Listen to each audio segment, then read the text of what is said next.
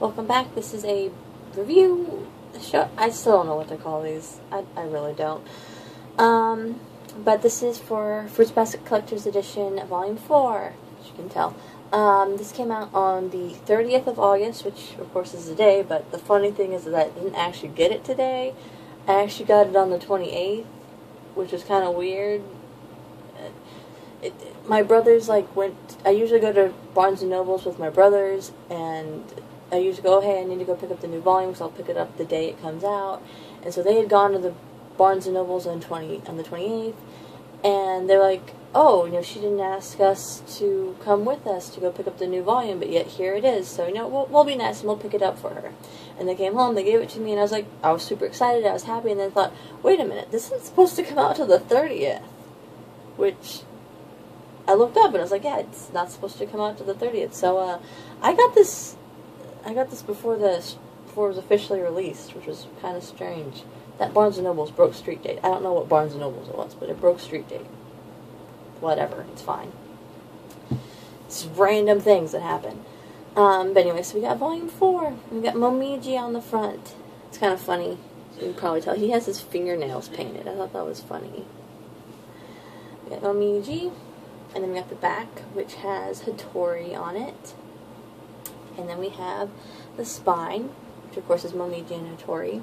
And this time it has a purple, well, most people would say purple, but I'd call it a lavender spine, with like a darker lavender as the text, and then it's like a normal lavender as the actual color. But yes, that is, it's nice and I like it. It's a nice color. So we have, of course, we have Momiji. And we have the colored pages. These nice colored pages. This is kind of a funny picture. We got awesome Kyoko and her trying to be all cool like, And then of course we have the original covers, the original Japanese covers for Volume 7 and 8, which that's what Volume 4 of the Collector's Edition covers. Got this big picture. And then, of course, there's the table of contents picture. Which I actually have a poster of this, which is, like, way over that way on my wall, but it's fine. And then, of course, we have the back here, which has the new thank you page, which has Hattori and Momiji on it. We have the translation, the translator's notes. We have, once again, if I can flip it, the black and white pictures of Hattori and Momiji, which is, they didn't do it with the last volume, but they did, I don't think they did, but they did it with the second volume, so I like to do it with, like, an every other thing, I don't know. They also have a proper, this is a ad for, the next volume, or not next volume, the other two volumes are the two series that get press license from Natsuki Takia, being Twinkle Stars, which now we actually know comes out in November, and then Lisa Latte, I still don't know how to say the name, and Witch's Force, which is, you can get now. And then of course it has Hattori and he's only 3 inches tall in his animal form. Just kind of an interesting little, and that's really about it, but just kind of an interesting little side note here. If you've ever known anything about the manga, or even a little bit about the anime, is that most people do know this, but at some point during the manga series, Natsuki Takia had hurt her hand, and she had the manga series on hiatus for a while, or at least for a year. And now we actually kind of have the specifics of it. She went on hiatus after chapter 44. Which I looked up, which actually is in this volume. I looked up just because I was curious. And chapter 44 is the first half, this is the end of chapter 44, is the first half of the introduction of Ritsu. And then of course this is chapter 45, is clearly after she had, it's not too big of a difference, you can't really tell, but this is more of Ritsu and whatnot. But it's kind of interesting. It's like, okay, so that is where she broke her hand at. Now, just as another little side note, which I like to point this out to anybody, is that, so this chapter of the series, this is the chapter where it's about the Yuki fan club president kind of realizing that she's about to be graduating and whatnot. And it was actually an episode in the anime itself But for the most part, the anime covered all of it, with the exception of, let me get to it. They covered all of the chapter with the exception of the final 2 pages, which is this page and this page. And what they left out is they left out the foreshadowing of Kakeru and Machi.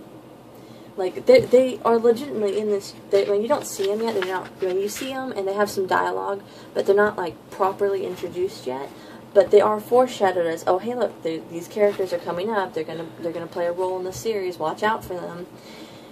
But yet the anime just completely took them out, which I personally think is kind of funny, because there's a lot of people, or at least there's some people who go, oh well, Machi was just added in randomly, kind of near the end, kind of just to give a certain character, I won't say who, a love interest. And it's like, no, she was there early on. In fact, because this is the beginning side of the book, she was actually introduced not only before Ritsu was introduced, but she was also introduced before you saw Rin. Like, this is the very ending. And like, similarly how Machi was, you got to see her and she had a little dialogue, that's pretty much similar to how Rin was. So you saw her and she had a little dialogue, but you didn't know who she was. So I'm always like, well, no, she was introduced before even some of the other parts of the main cast were introduced. So you can't really say that she was just randomly added in. And plus, on top of that, if you the thank you page of Volume 2 of the Collector's Edition has her little, Natsugitakia says, I believe it's Volume 2 anyway, she says that from the very beginning she had it planned out over what the characters' goals were, what the characters' motivations were, who they liked and who they disliked, meaning that from the beginning Machi and said other character, they were going to get together. It was so it was something that was planned from the beginning, not just something that was like, oh, you know what, I decided who I want the main character to end up with, so I'm just going to give this character a love interest now. Just kind of randomly throw in her. No, she was there. She was planned out from the beginning. Anyway, other than that, I have kind of I'm going to have a video of me comparing this and the Japanese version. Because of school, I won't be doing the Collector's Edition, the Impress versus the Tokyo Pop ones. I might do it like if I really have time, or if, like, maybe during break or something like that, like I guess during winter or Christmas break. But other than that, you probably won't see me doing the Tokyo Pop ones unless I actually have a break. But you'll see me doing the Japanese and English versions comparisons. Other than that, it's probably going to be a while because there's nothing really else coming out besides the next volume, which is going to be sometime in September. But I do have kind of a unique unboxing that will be coming out sometime in September, I'm thinking, that does have something Fruits Basket in it. But it's unique, and I don't know if I'll actually continue doing them. I'm just doing it because it has something Fruits Basket in it. But other than that, that's really about it. So, bye for now. Might be a little while, but bye.